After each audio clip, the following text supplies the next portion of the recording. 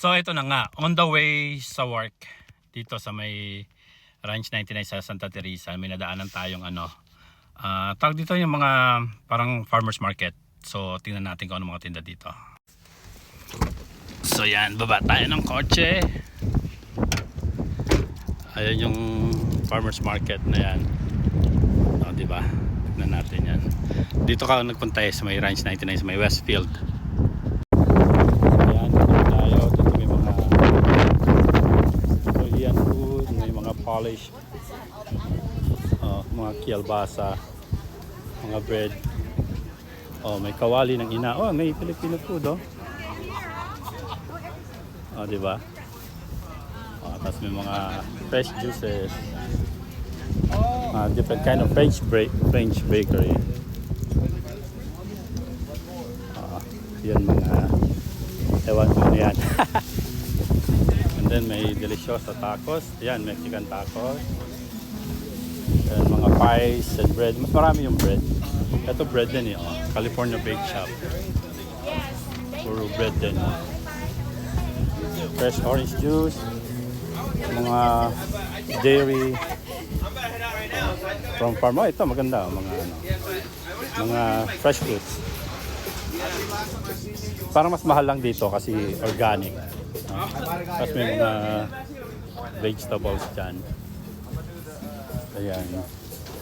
Mas mahal nga dito kasi nga organic.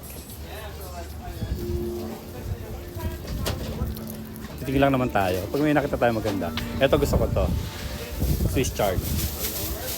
Sarap yan Tapos oyster sauce. Diba?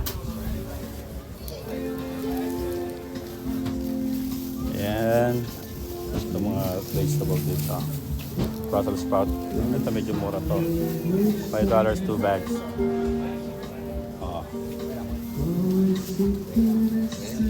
Bili tayo pagkatapos natin yung video.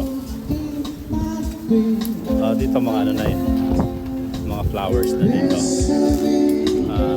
pure honey. And dito tayo sa dulo, ganun din naman, vegetables lang.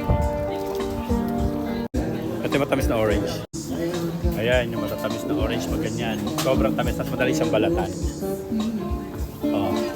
Mandarin, mura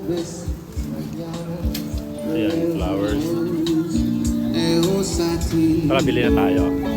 Mura $3 for 5. 3 for 5.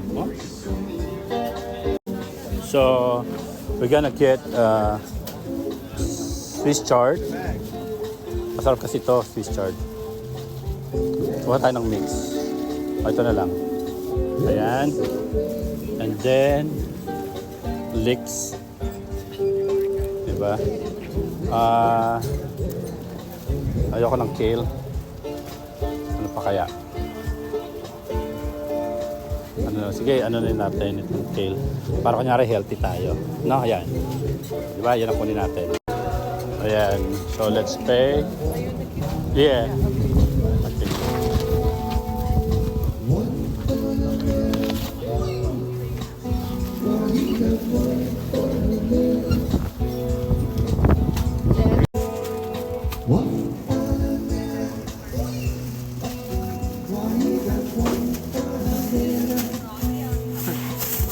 Thank you.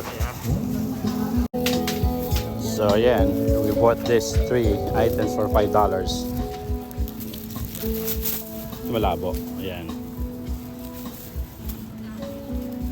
So ano pa kaya mabili dito? Pag mabili, ito yung mga French breads. There you go. Look.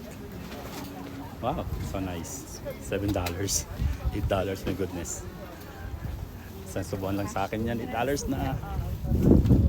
Fresh juices. Ito mga